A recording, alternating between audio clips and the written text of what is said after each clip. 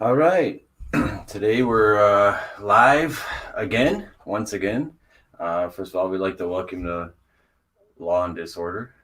As we get going here, today's topic is going to be prescription medications and addiction. Um, I think if we take the big picture of things, most people know that prescription drugs are the cause of a lot of addiction issues. Like prescription drugs kicked off this epidemic that we're dealing with as far as heroin is concerned. Tim, for one, you yourself went down that same path. Yeah, I actually was doing the math on it yesterday. It was uh, probably 2003 or four where I think I got prescribed Vicodin when I dislocated my knee for a second time. So they gave me a script at the ER. You didn't dislocate your knee from like running from the police, did you? No, I didn't. Okay. It was Just work making sure. related. I was Okay. running from badass little children. Gotcha. And yeah, so they gave me a shot of Demerol in the ER, and I remember laying there on the hospital bed or whatever it was, thinking like after, when you have a joint out of whack like that, um, I'm I'm sure it's not as bad as like a break, but after it being out of place for like an hour and a half, it starts to get pretty uncomfortable. For sure. Yeah. Yeah. No. And I remember thinking as soon as I got hit with that Demerol, like it was almost worth it, right? Like they hadn't put it back in, but it immediately took the edge off. And I believe that was the first time I had ever experienced opioids of any kind. And then they sent me home with the prescription for Vicodin, which only allowed me to stay on an opiate was around the clock for like a week. And that was it for me. So yeah, I think it also makes sense too that like around 5 or 6 years ago, you started seeing kind of a crackback on doctors for overprescribing medication.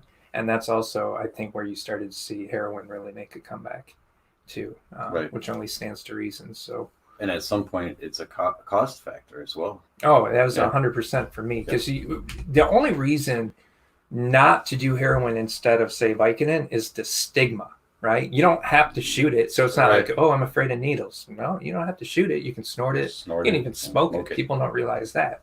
But most people don't. And you can save a lot of money, right? But most people don't because you're like, well, I'm not going to use heroin. Yeah, I'm not going to be one of those people. That's a bad drug. Yeah, you saw all the like after school specials of some poor girl strung out in an alley, and you promised yourself you would never be like that. Right. So, how would you describe or define prescription medication abuse or addiction? Like, what would be the definition of that? Yeah, so this is like something I help people to understand a lot, where I feel like after years of experience with this topic is addiction. Whenever your life becomes like unmanageable and is starting, whatever the abuse um, is impacting the quality of your life, that's when you're getting into addiction. And that goes for the same as video games or sex or anything else, right? Once the quality of your life is compromised because of some compulsion that you have, whether it's to get high or to whatever makes you feel better, that's when it comes in. So whether or not you have a prescription from a doctor, it's kind of irrelevant. If it's causing the quality, initially you get medication so that your life can be better, so that you can deal with pain or you can deal with anxiety or whatever it is you're being prescribed the medication for. But once it starts to go the other way, There's a problem. That's Right. where the problem comes in. Yeah, I think as soon as you start using it other than intended or prescribed, there's a problem. When you start trying to hit up friends for more, there's a problem. When you start using it differently than what's intended, as far as like breaking it up, snorting it, there's a problem.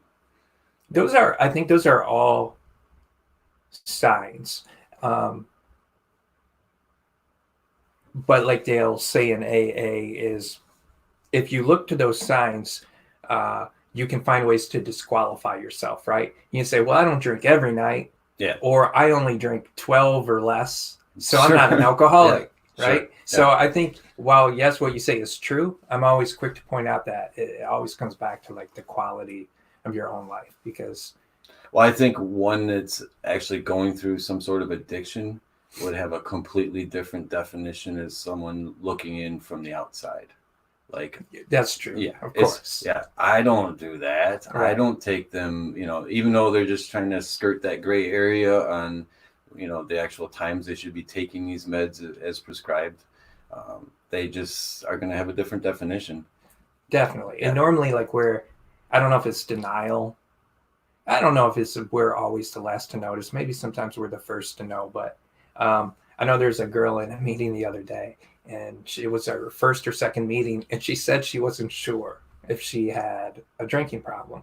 And we were all kind of looking at each other like, well, you're here. Yeah, The like, fact how does that you're work? having the debate, chances are pretty good. Like, maybe you don't. Maybe you're the one and Yeah, that's hundreds that shows up to a meeting that doesn't need one and Yeah, I isn't mean, court ordered. somehow, some way, she ended up there. Yeah. So it wasn't just by We all say none of us show up there on a winning streak, right? Right, or- We're never like, oh man, my life is so good. I think I'm going to start going to NA. or just walk in and be like, "Oh, you don't have ice cream?" Yeah. Yeah. No. So we covered that part of it. What do you think would be classified as the most addictive prescription medications? I mean, I'm not talking just opioids. I know we, focus mainly on opioids and whatnot, but across the board, what would you say would be some of the most The abused? next two off the top would be, in my mind, Adderall and Xanax. Mhm. So uppers and downers, right? And everybody has their own preference. You'll find like a lot of people who abuse heroin or crack will abuse both, but almost all of us have a preference, right? Like if you only have $20 to spend, what are you? You don't normally get what's like, your well, choice? today I'll get heroin Yeah. with my $20, but tomorrow I'll It's get going to crack be with it. consistent. For me, it was always heroin, and then if I had money left over, I'll take a rock. So for me, I never, although I've taken Adderall, that was never my thing, but I'm surprised. I think that's even more abused now than Xanax, really. What I hear about, like when I started using a while back, I would take Vicodin and Xanax. And it was always Vicodin first, and if I had money left over, I'd take Xanax. But I had the option to take Adderall. It was never for me. The like hard street drug equivalent would be like meth, right? So meth is kind of a bigger deal now. So I guess it makes sense that Adderall is becoming a bigger deal too. That Yeah. it would go hand in hand. Especially amongst the younger crowd, like college age, that's heavily abused. Yeah, and like that's another thing too is you'll see kids go to school and they get prescribed that so that they can study better, right? Which it Yeah. almost feels like using steroids so you can be Yeah, a better baseball player. I mean, I guess it's not like the same, but But are we reverting back to what initially kicked off the opioid epidemic, where it's kind of freely prescribed? I think so. Yeah. Because like, is it if our young people need Adderall to compete academically, then there's a problem, right? There's a problem with the way the system is constructed. My son shouldn't have to make a decision in 7 or 8 years. Do I want to take Adderall and get A's, or do I just want to not use Adderall and get B's? Right. Right? Like that shouldn't have to be.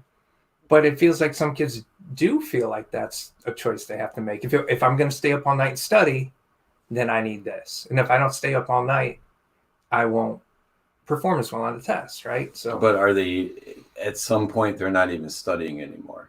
oh yeah, It's right, just go, party, right. party. Just like at some point, I wasn't treating my knee pain anymore. Exactly. Yeah. So, yeah, and I think, but it's to your point. Yes, like all doctors, some physicians will latch onto this idea of, oh, I have this option to prescribe this drug to people, and the feedback I get is positive, right? So like I'll continue to do it. It's getting good results, but they're like the clapback comes years later when we have like another lost generation of addicts, and Right. now it's like too late. You've already destroyed countless Yeah. school loans. Yeah, I watched a documentary on a doctor who got hemmed up for his prescribing habits.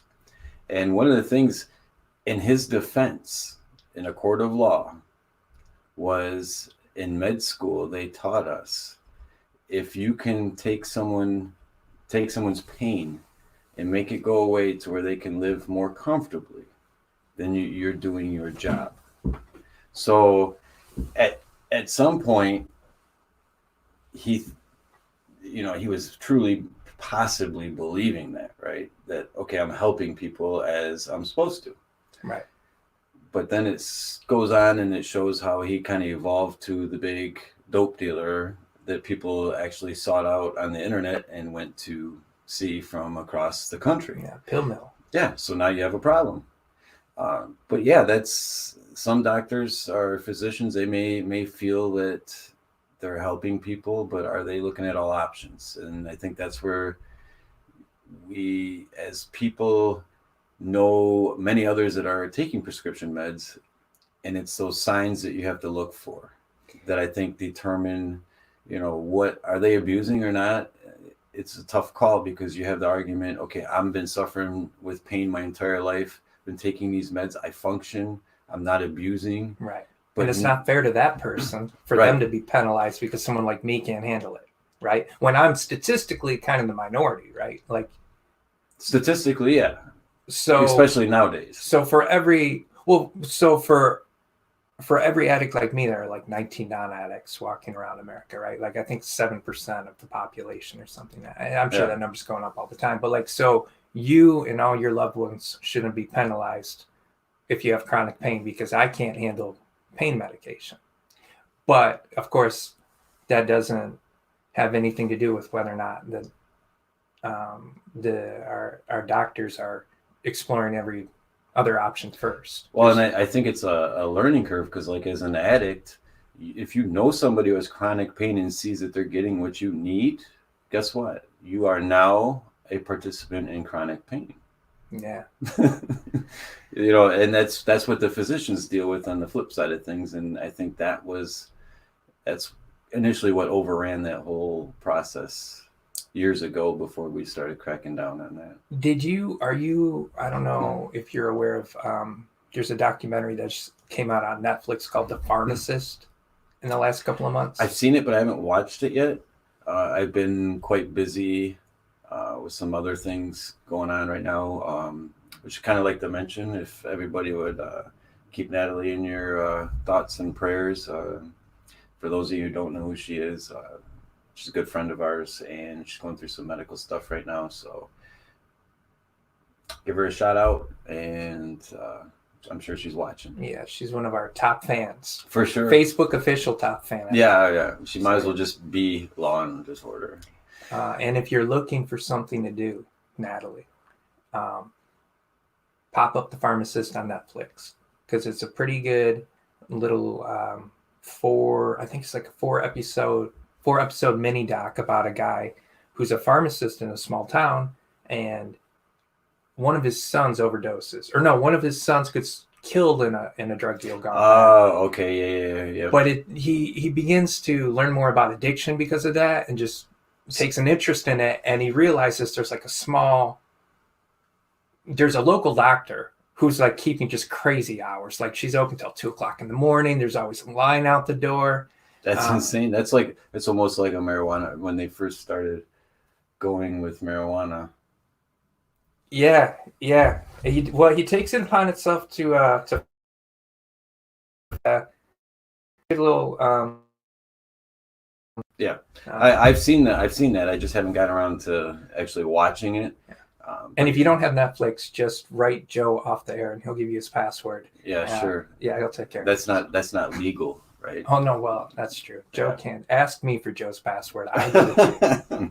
So some of the behaviors, like if you suspect a family member, friend, or coworker, or someone was kind of having an addiction problem or abusing prescription meds, some of the signs and red flags that you would see would be trouble getting along with others, right? Any behavioral volatility, especially if it's like new, right? Like if you've known this person for years and years, and they've never had a bunch of emotional volatility, and there's no otherwise explainable thing like job loss or the death of a loved one, anything like that going on, that's Yeah. pretty good Yeah, that's a pretty good sign. for sure. Yeah.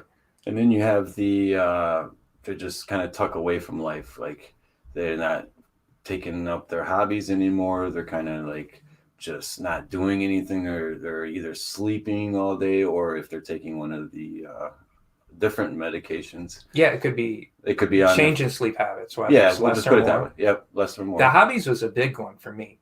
And I remember when I was in my early 20s, much younger, until my early 20s, I played basketball all the time. Baseball too, but basketball's easier to get a pickup game going. Yeah, we still got to go one-on-one. Yeah, I probably don't want to do that. You'll probably toast me, but I'm older than you, though. So. that's true, maybe, and I am taller. I'll give it a shot.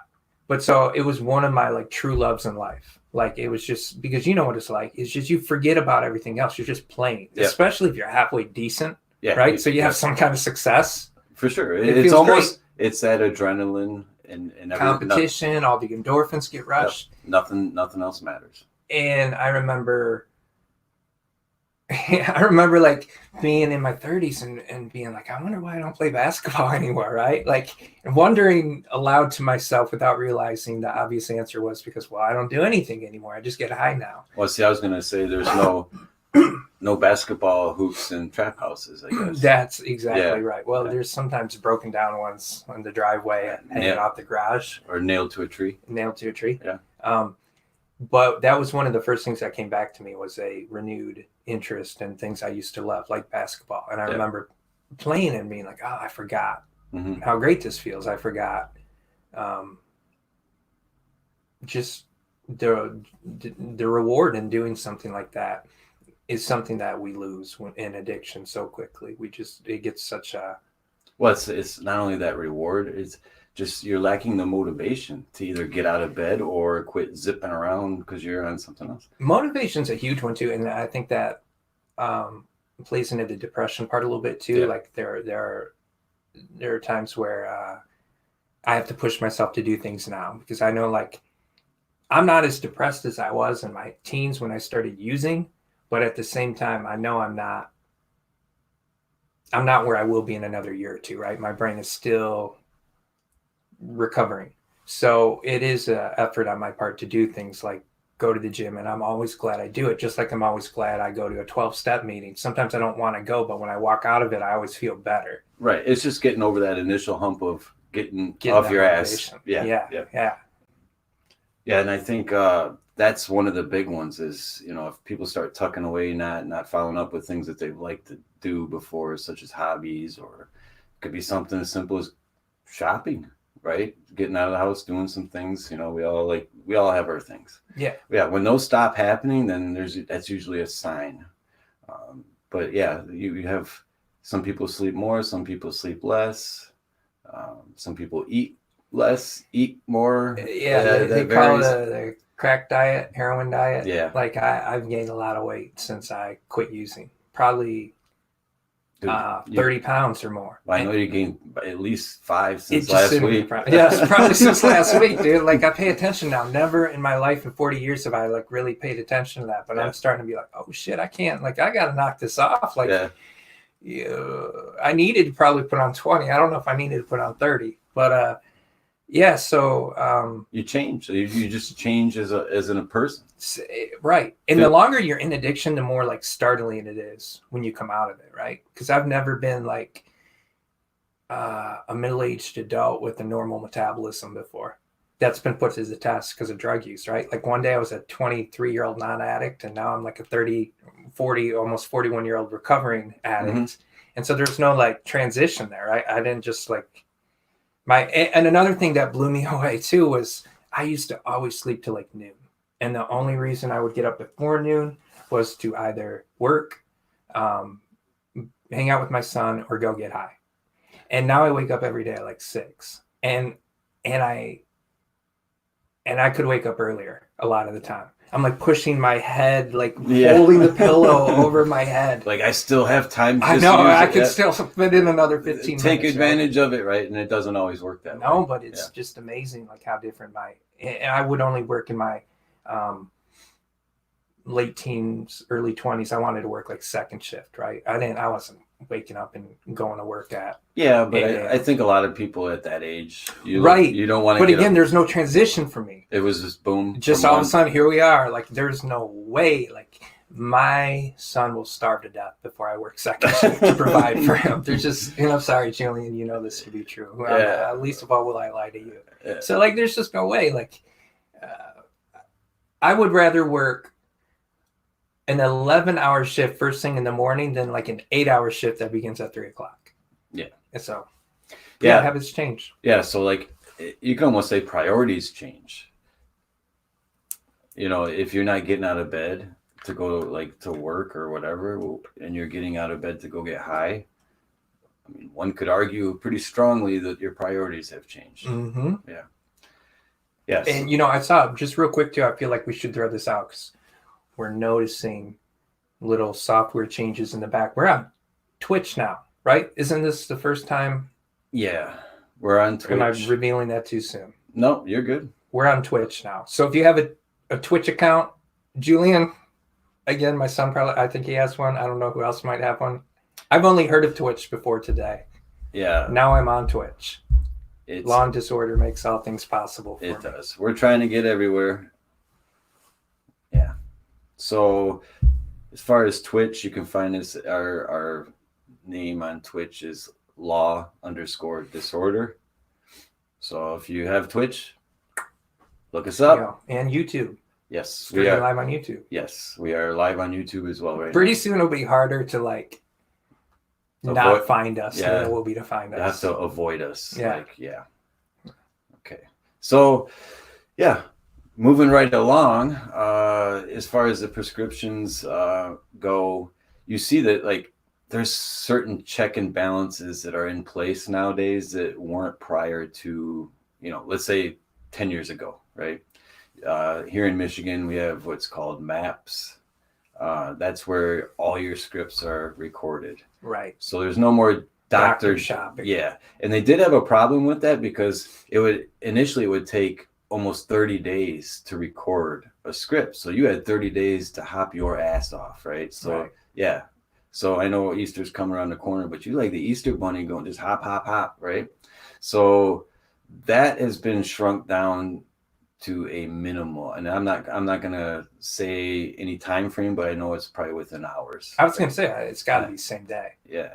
Yeah, because when I was taking Suboxone, sometimes I would change pharmacies just because, right? Like, there are some pharmacists. So I bounce back and forth between two towns because of where my parents live and where I live, and so there's one chain in this town I like better than others. And at any rate, I was going back and forth between different pharmacies based on which town I was in. Not trying to get it. My doctor was giving me the same amount, right? I was getting it from one doctor, and that was easily verifiable once they ran the map. But that was the first time I had ever been through that because, look, for example, when I hurt my knee back in 2003 or 4, I only got like a week's worth of prescribed painkillers. Everything else was street bought. So I didn't know what maps were. But when I made the switch to the other pharmacy and they told me what they were doing, I'm like, I'm going to be here all, I don't have time for this. Yeah. I'm not waiting around here all day. And they're like, no, you're not going to have to wait here all day. It was just like an hour or two, I think. Yeah. Which is shocking, really. Yeah.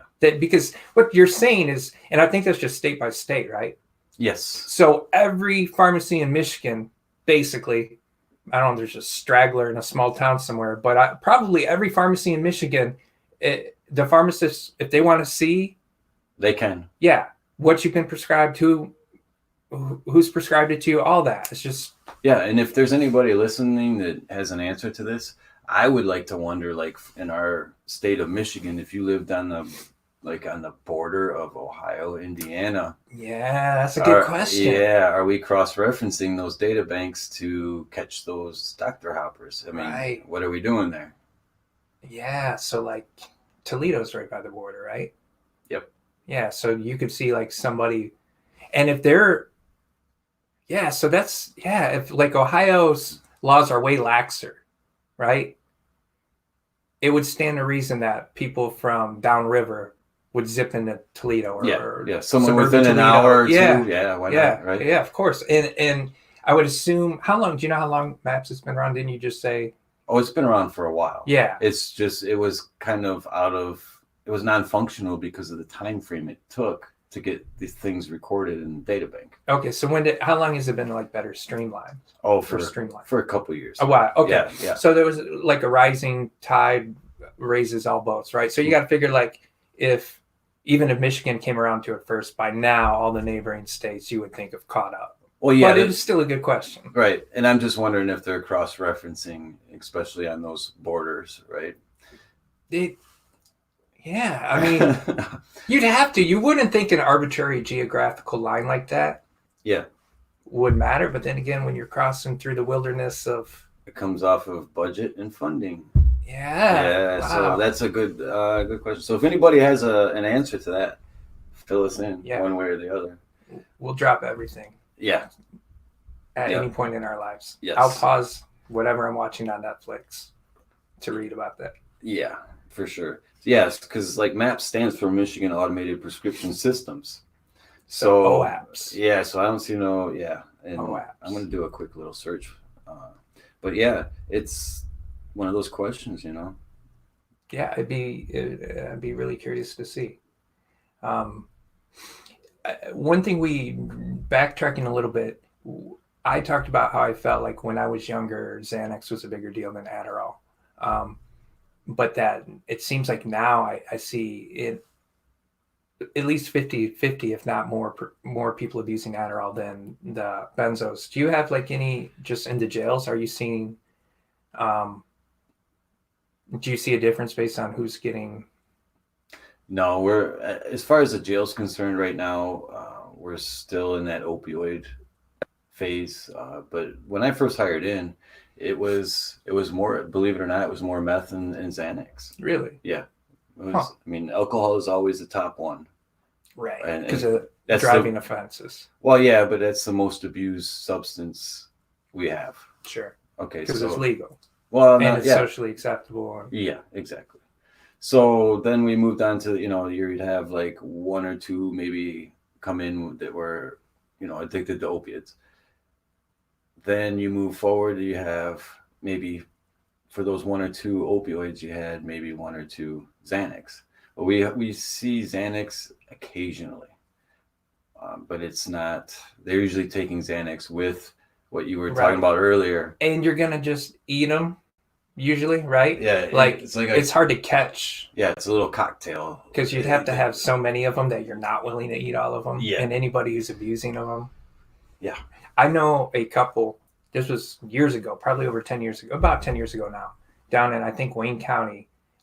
They had one Xanax in their car, and neither one of them would take responsibility for it. So they both got charged with the felony possession. Yeah. And did probation, did all that. Over one Xanax? pill. Yeah. And neither one of them had a And you would think prescription. like the boyfriend has to just suck it up, right? Like you kind of. He's like, well, if She I'm left going, him, you right? going, right? I don't know. You would think that would just be like a chivalrous act. That Yeah. it's pretty backward chivalry, but I can't imagine I'd let Right. my baby mama go down on a Xanax. Can't be that true love. That's after not all. the message we mean to send out, but No, but thinking out loud. so I looked that up, and Ohio does have their own system, and it's called Automated RX Reporting System. So it'd be ORS, ORARRS. At a glance, does it say like horse? That's clever. At a glance, does it say like what year?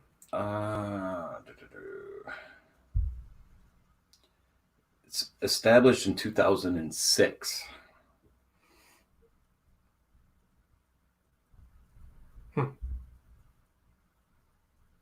Yeah, and I'm just wondering because it really doesn't say that it's cross border.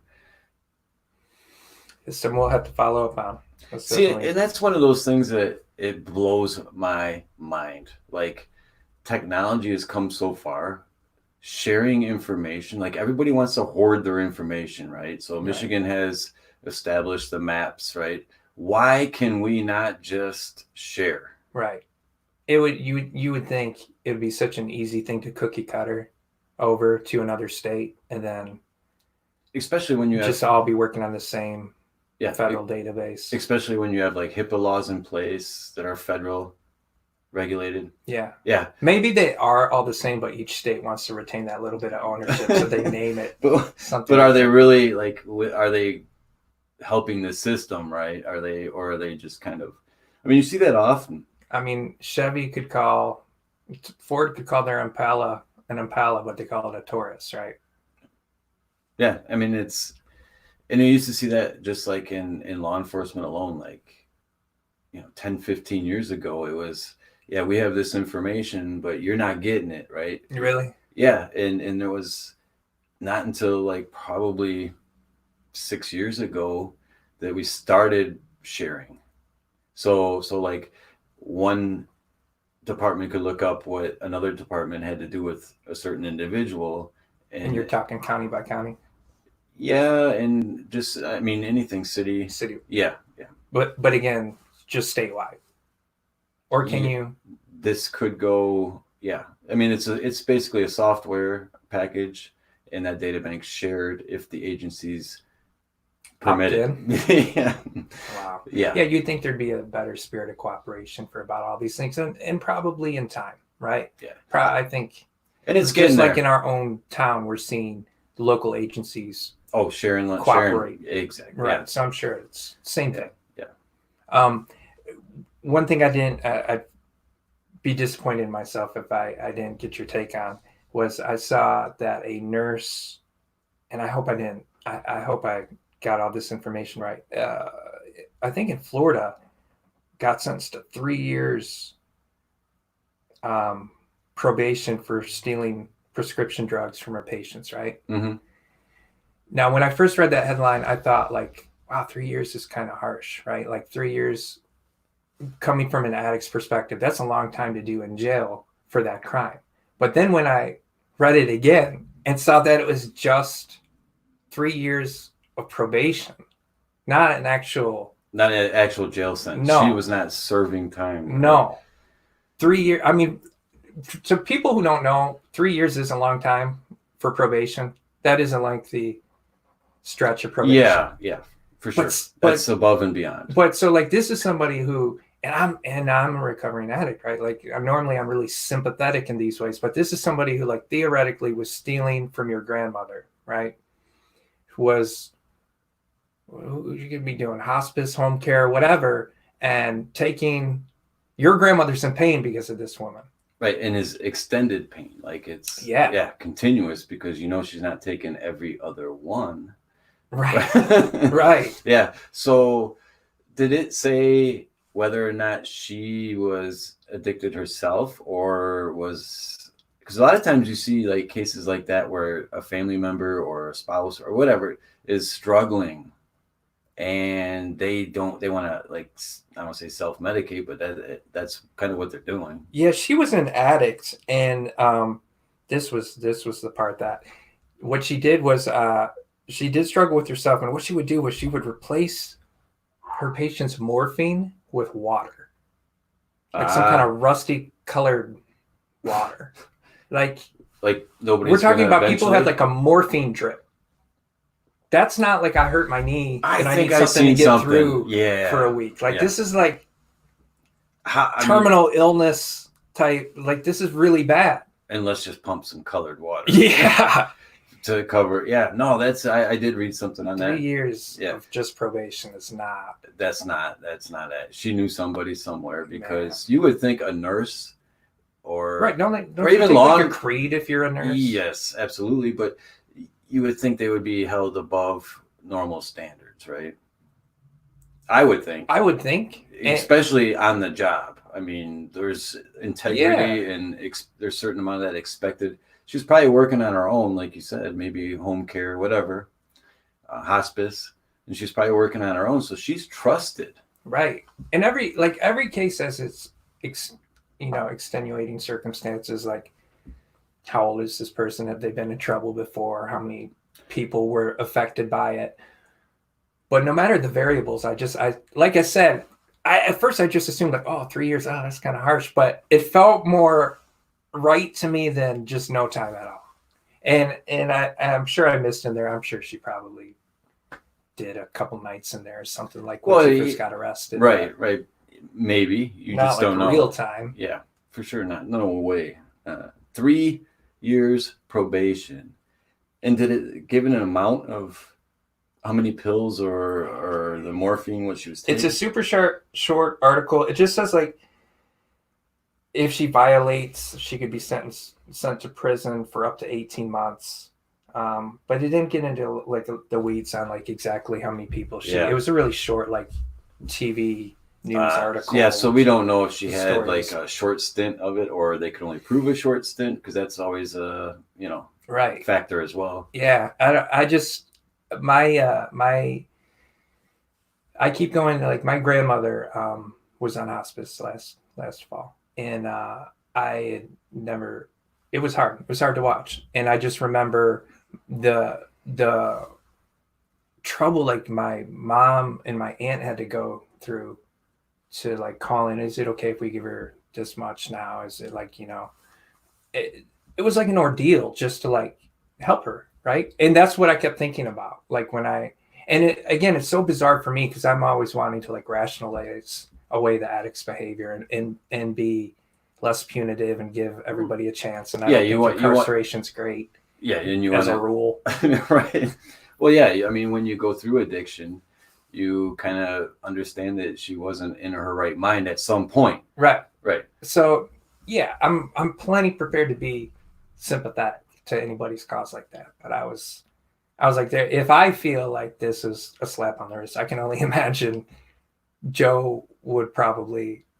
Yeah, I'm more leaning towards I'm talking longer time for sure. If you had to give either 3 years of prison time or 3 years of just probation, one or the other. Yeah, I'm going long term, but here's the thing: we don't have the exact details. We don't know if they caught her red-handed, right? And she had 2 She pills. Could have copped up. Yeah, yeah, and she could have been doing it for years. Yeah. Yeah, and we don't know that, so it's kind of tough. It is, like I said, the extenuating circumstances, and I wish there had been more. And I'm gonna guess, based off the 3 years probation, that they didn't catch her with much, because again, there's that integrity, a higher standard. Yeah, I think it makes sense. Yeah. Like if that's what she got sentenced with, then that's probably hard to prove. But it goes to show you that it can happen to anybody. Yeah, and it's those people that say no, not me, that it can hit. I worked with plenty, or not worked. I've been to many. I know many nurses in recovery. Like I don't know if I know any doctors, at least any that I'm aware of, but I've known many nurses that have struggled with pain medication, and a lot of them, some of them were able to keep their jobs through it too. Like they be sent to rehab and they would be off for a while.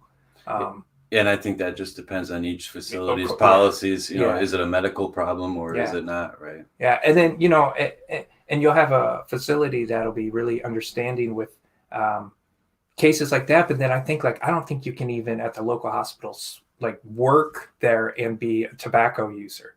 Yeah. Like I don't think you can even smoke cigarettes on your own time, on your own property, and work for them. Which to me is like, that doesn't even seem like that should be legal. As a smoker myself. Yeah. Can you imagine I can see it though. Really? Yes. Even the though lieutenant comes to you and says, Joe, I got some bad news for you. Gotta walk across the street? Yep. No. Oh, just couldn't work there? You can't. Yeah. You can't even do it on your front porch. Like they they can fire you just for smoking. But I see like working in the medical field, there's so many times, especially recently, that I've been in the hospital and I'm like, I need a cigarette, right? Because anytime you're in the hospital, it's stressful and the waiting, and you get bored, and there's your cigarette. You feel your cigarette, pack cigarettes in your pocket, and you're like, okay. And they're all non-smoking campuses, right? So I always was like, I understand, right? Because there's people coming through there with breathing issues. And tobacco stinks. Yeah. I mean, as a smoker in the wintertime especially, there's times I come inside and I'm like, holy, it's not a good smell. Right. Yeah. But again, I get it on the campus. So let me. But they shouldn't be able to tell a doctor you can't smoke on your own front porch. I don't think. I mean, you're still talking about tobacco. Yeah. Because Well, not crack. I don't think doctors should be allowed to smoke crack. I'm talking marijuana was a whole new ball game, but we're not going to go down Even that though. If it's legal, You're right, because you're gonna tell a doctor he can have a few drinks, he can have a few jizzle tizzles, but he can't have a cigarette. That's it's crazy, but yeah, I can somewhat see it.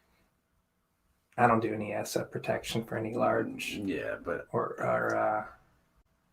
yeah, I don't know. Dude, imagine you have an illness, you go to the ER room, and in comes the doc, and he may smell like he just blew off half a pack across the street, right? Because he's not allowed to smoke on campus. That just doesn't seem very clean to me. No, it doesn't. Sanitary is not. But to me, it's preferable to like an infringement on like people's like civil liberties. And I guess you could say like maybe smoking isn't right, but I don't know, man. That was my next question. Would you consider anyone in the medical field you have someone who a hypocrite if they were smoking tobacco? No, I feel like you should, if you're honest. Okay, so you're not a hypocrite. So if an overweight doctor told you needed to lose weight because you are a few pounds, I mean, we discussed that. No, but would you make him an asshole? But would you make him a good doctor? But would you look at him and be like, okay, no, he's not. I'm coming to him for his expertise. Okay, but at what point do you say, okay, he's not doing the right thing? I might go get a different doctor, but I don't think it's like moral. Well, that's where I'm going with it. Like, because when you smoke, those ashes are everywhere, dude. They're everywhere. In a sanitary hospital. I gotta say, I'm surprised that you, the smoker, understand it better than me, the non-smoker. And that's what I told you from the get-go. I am a smoker, and I said I somewhat understand it. Yeah. Right? I get your part. I get your part about the rights and everything, but I also understand the sanitary part of it. Yeah, I don't know. All right, so let's go ahead and shoot forward on this one. Yeah. So we were talking about the certain behaviors that kind of would indicate someone's having a problem with abusing prescription drugs. There's so many different ways to look at this, but really, if you know the person, you have to like not ignore those signs, right? Because we tend to be like it's almost like enabling, right? Yeah. Yeah. Because it's easy. Sometimes we ignore it because it's easier to ignore it. We don't want the confrontation. We don't want the uncomfortable conversation, right? But if you care about somebody, you'll take it. And some people react differently. Like if I were to come up to you and say, "Hey, Tim," even though you've been through it, "Hey, man, and how you doing?" Right? And you'd be like, "What the hell is that supposed to mean?" Right? You would just say to me the truth, right? Oh, having a good day, having a bad day, whatever. But someone who's going through possible addiction or just slightly abusing them, they're gonna probably jump your shit. I think it's kind of like you said, because I've been through it. Yeah. Because there was probably times in the past where I did jump people's shit. Well, I know there were times where I jumped people's shit. Yeah. You got a lot of nerve, right? It's kind of like going back to the obese doctor, right? Like, you drink with me every weekend. You're going to tell me I have a problem? Who's buying half my drinks? Yeah, but it's also like a defense mechanism. Yeah, right. Because you can scare a lot of people away like that. That's like, true. Whoa, shit. Like you said earlier, I don't want to touch that, right? Right. Yeah. Yeah, definitely. Yeah. But definitely watch that.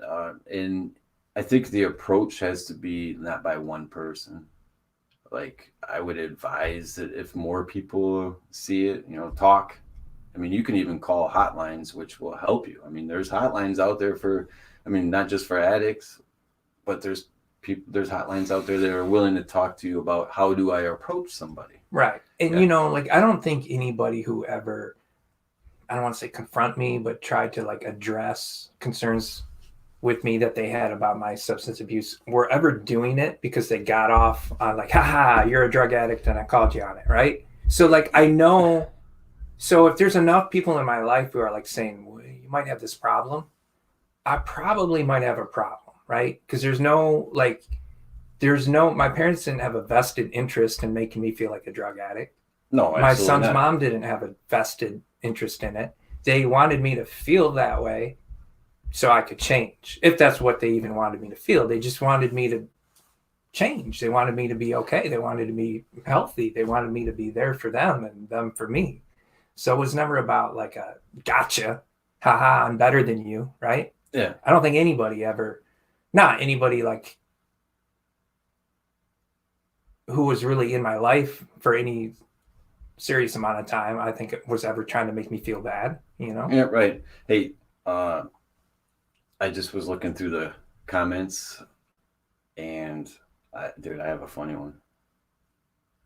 You ready for this? I'd like to hear it. This one says, Tim, since you enjoy basketball, go shoot hoops instead of sitting around and eating. Dude, I think someone sided with me on that whole thing. I really do. Well, as a matter of fact, Well, don't shoot back. I think I'll take you up on that. I will go shoot some hoops. All right. So, yeah, some of the other comments are, other than basketball rocks, Xanax isn't really being prescribed anymore. Really? Yeah. So then maybe they're just saying, but I don't think that's true. I don't know. I think Klonopin, Valium. Yeah, Ativan, which is pretty much Xanax. I mean, I don't mean to call anyone a liar, but that surprises me is what I should say. I know that it wasn't that long ago where it was still pretty routinely prescribed. Yeah, and I don't know. Well, the person who made that comment about you go play some hoops, she meant it in a nice way.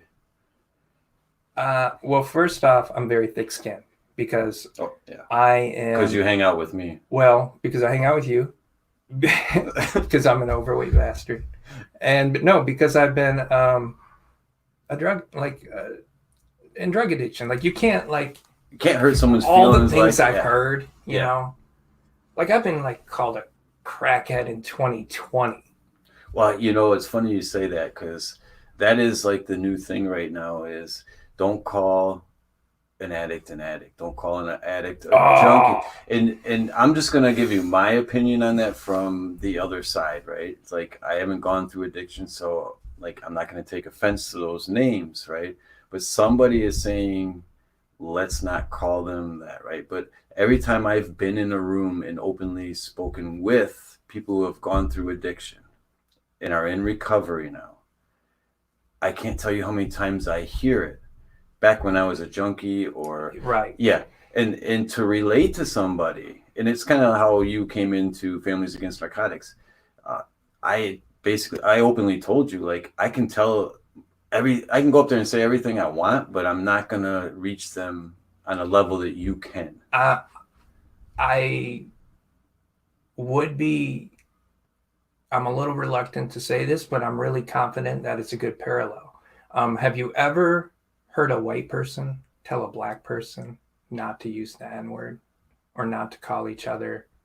You got a lot of nerve, right? To tell somebody of another race what slang is okay for them to use, or to tell another gay person, you shouldn't say the F, you shouldn't. Right. That who are you? Who are you? Yeah. So it's much different. Yeah, there's a certain ownership. I'm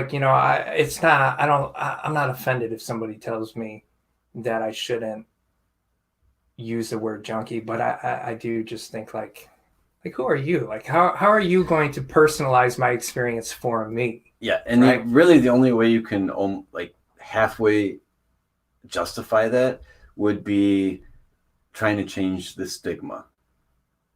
As far as, like you said earlier, I'm not going to use heroin, right? But I'll take a Vicodin because heroin's the lower end of the... Right, but then again, I think that's something that should come from within, right? That should be me putting my arm around someone who's newer to recovery and say, you shouldn't use that term. So how do you implement, if you go to a group, right? Let's say we go to a Families Against Narcotics. It's a mixed group, right? You have everybody from therapists, law enforcement, to people in addiction to in recovery.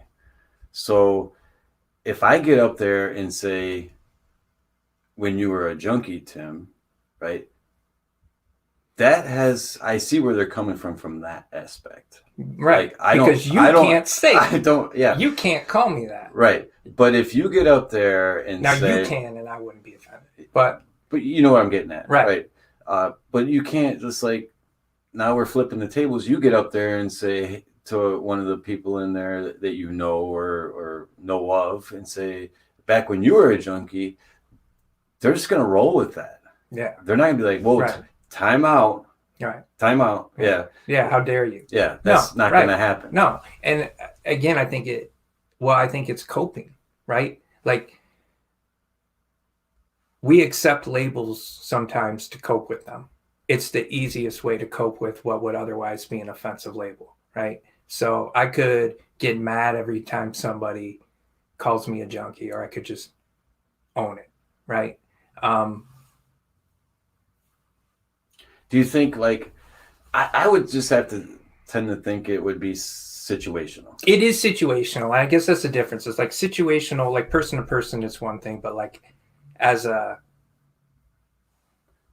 So I guess we could leave it at, if I were to walk in and call someone a junkie, that would not be Well, correct. because it could be And I agree with mistaken as that. derogatory if you Right. say it, And right? I agree because with you that. don't have the personal experience with that. You don't have personal experience with being an addict, right? So that because junkie has been used as an offensive term, as slander, Mhm. then yeah, like, so you're leaving it open to interpretation. Like, what does Joe really mean when he says that? Like, is he... Well, or if you go to court and the judge says, Tim, That would catch me off guard. right, but imagine that. Yeah, You would be pissed. Yeah, and I guess, like, and I would be pissed too. Like, even now, if somebody meant it as offensive, right? Like, if they were trying to offend me, I guess I probably would be offended by it, right? Because I have been offended when people... I've been, like I said, I've been called a crackhead in 2020. So let me ask you this. What would be the middle of the road terminology for me, for example, to use? Probably addict. Okay. Right? So, like... I know a lot of people that would disagree with that. Who say that's too harsh. So then what? Well, I stick with addict. Right, because I'm a recovering addict. Yeah. But if I want to get really clinical, I will sometimes say I have substance use disorder, right? And I like I said, I'm pretty thick-skinned, so I don't care what people call me, really. Yeah, and one thing I hear a lot from you and a lot of others, and I see it all the time, is I'm a graciously recovering addict. Yeah. Yeah. Is that gratefully recovering addict. Grateful. Yeah. Right. Because like gratitude is that something one of like the- NA or something? Yeah. Or 12 steps? Yeah, I don't know if it's from AA or NA, but yeah, you hear it all the time. That's not something I coined. It's almost You like hear it all- it's branded. Yeah, almost. it's something I picked up from somebody else. And then because you hear it and you're like, you know what? That applies. Mhm. Because there are times when you're an addict, full-blown addiction. There are times when you're in recovery, but it could be just because you don't want to fail a drug test. You don't want to go to jail. So you're recovering kind of, but not because... Like you stopped smoking because you ran out of cigarettes. Yeah, something like that. You Poor- stopped using because you ran out of money. Yeah. Poor doctor. But then there are times like the way I felt in recent months that I'm grateful. Like I'm super grateful. In fact, if I'm not careful and I dwell, I get scared. I get scared when I think about using. So you just kind of have to catch yourself from going too far back into that time period and kind of rope yourself into the future. Like, well, they say too, like another 12-step axiom is play the tape all the way through. So it's easy to think back on, the good times, like when you're young and at a bar in college and you think about how fun it was. But in part for an addict, we're tricking ourselves because it wasn't fun for us for very long. It might be fun for you and your family this weekend if you go out, but it won't be fun for me. But so I think it's okay. Like I think so. I guess what I'm saying is there is such a thing as a healthy fear, and I have it. So I want to kind of throw this out there to our listeners. What do you think are the top abused prescription drugs? Like what? Go ahead and send us some comments on that. I would also be curious to hear as far as like terminology too. What Yeah. other people think about junkie versus addict versus Right. like how Yeah, but please put in there if you are in recovery or if you're just someone that's in the don't say field. I Yeah, think you're all a bunch of junkies. and leave it at that. Yeah. Right. But no, your status, or I guess you could say, I don't even know what I want to call it. If you Status. feel comfortable sharing Yes. that. Yeah. Absolutely. But that would be good to know because that would kind of help us determine. Contextualize it. Yep. Yeah. Yeah. So I think I would have to say we're looking at a lot of these opioid drugs that are prescribed. I would have to say that most of them that are abused are going to be. It's difficult because, yeah, they start out needing them for a pain issue, and then it's very easy to say, that pain is still there, or okay, I hurt my hand, but then when I went to lift something, it hurt, so I tweaked my neck, and You start so now looking my for hand, reasons. yeah, my hand's better, but man, but they really helped for my hand, right? Right. But that's what you kind of see when someone's starting to abuse those, and like I said, you can look at everything across the board. You just can't be passive on it. The one thing I think that people don't generally think of as a drug of abuse, but I think it is. It has its place, and we've talked about this, but I don't think people generally think of Suboxone as being abused. But I think it is. I've been hearing more and more about it lately. Like I've heard more through my job, people talking about buying and selling that than anything else recently. And I'm all for people, just like pain medication, like there's a time and a place for it. But I think generally people out there think, oh, well, it treats addiction.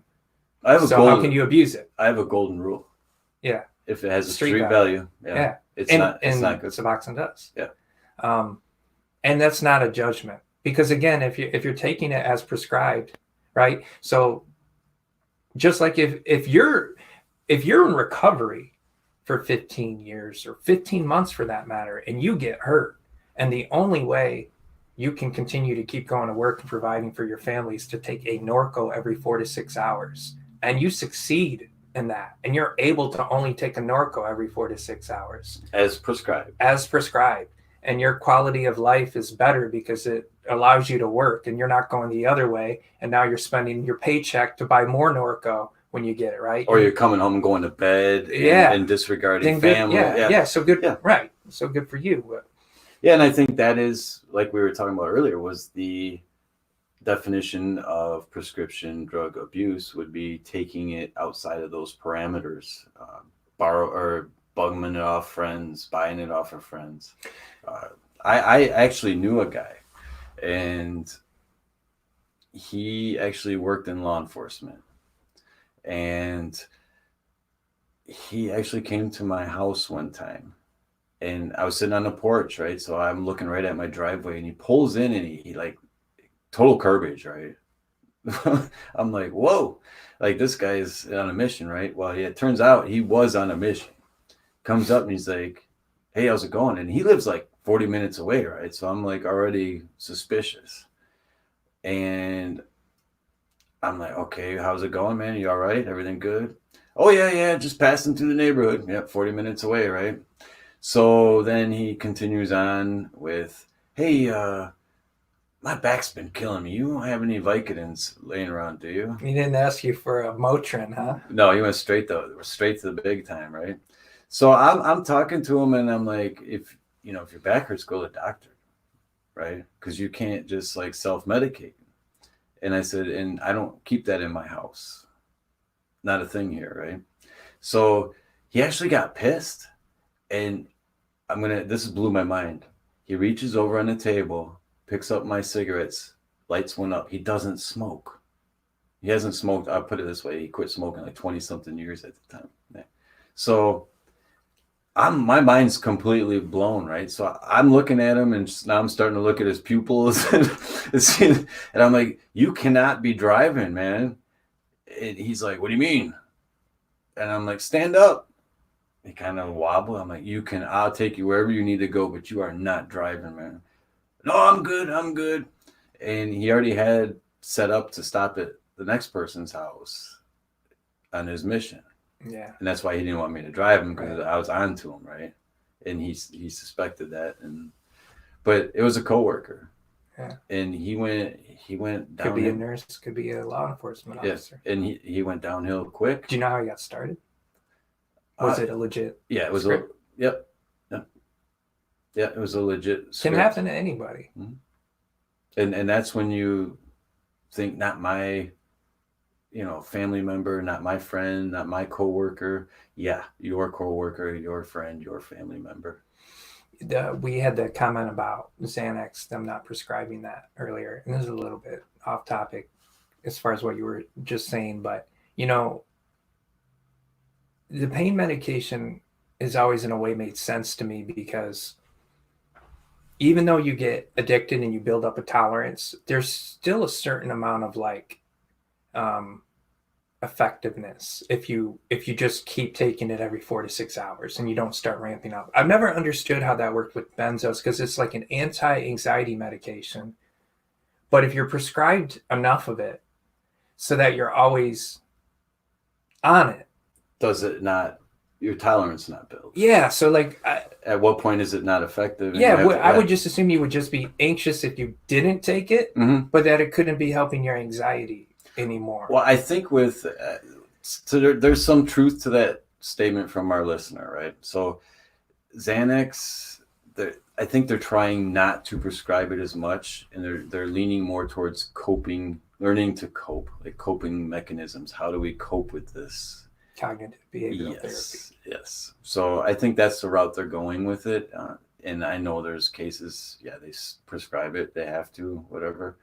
But I think initially when you go in and have some sort of existing problem, they have to work on it. Like you can't show up and be like, here, give me my ticket for my Xanax and I'm out. Right. And they have to show that they're actually working on it. And if they truly are. And I can see your husband just left you.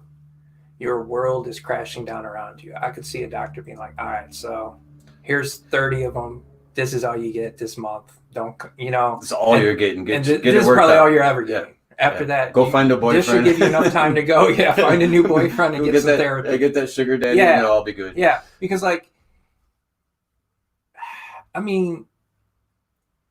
pain, I guess it's 6 of one and half a dozen of the other. I guess I could see how they're the same, but just my personal experience is different. So that benzos, I abused them, but it wasn't my drug of choice. So I never needed them. So it was more of we'll call it a luxury additive. Yeah. Yeah. Just made the high better, but I never needed them. So I've never I actually have experienced pain. Very brief. I only needed painkillers for about 2 days in my life, right? So maybe counting bad teeth, maybe 4 days. Yeah. But it's easier for me to see the need, I guess. But that's not to discount anybody's personal experience. It was me just really asking a question aloud, being curious about that myself. No judgment whatsoever for me on that. Exactly. So I guess the bottom line would be, if you suspect it, to get some information on how to approach it. Don't just turn away and be like, no, maybe not. It couldn't possibly be. I'm just seeing things, because that hindsight, don't let it bite you in the ass. Right. Because some of these meds, like you were saying, taking a Vicodin with a Xanax and then whatever other meds that you're taking maybe normally, right? That becomes a very dangerous game to play. And what pills do what for you. And obviously you're going to take more of those more often, maybe different methods where it speeds up the process, in addition to these other meds that you are maybe taking as prescribed. But don't turn a blind eye to it. It can happen to anybody. It does happen to people that you least expect. Yeah, and I guess I would say too is, if somebody approaches you out of concern, just try to take it at face value. It's not always condemnation. Like sometimes, You have to evaluate why would they approach me. yeah. Not so much as an insult, because that's not really an insult. Like, hey asshole, that's an insult, right? Yeah. Or if you go on like, You're being a dumbass. yeah, I'm not gonna be like, Right. hey, you're being a dumbass, and guess what? you're have also a, fat. Yeah, and you have a pill problem, and you can't play ball, and you Right, can't play and you ball. can't play ball. Yeah. But No, right. yeah, but there's many more insults that are gonna pop in your head than, hey, Right. you may be an addict. Yeah. That's insane. So I would say Yeah. try to have an open mind and have the conversation, right? Just Maybe take some time and evaluate it, like on it, like, because what do we say? You have to be honest with yourself, right. and until that happens, it's a tough road. Evaluate it. Talk to people in your life who have struggled with it, or people who have had a family member who have struggled with it. They have hotlines that you can call, Call a hotline. and you don't even have to give your name, anything. They will talk to you, right? And Google's a wonderful thing. Therapy. Yeah. I mean, you don't have to commit to like weekly appointments for a year.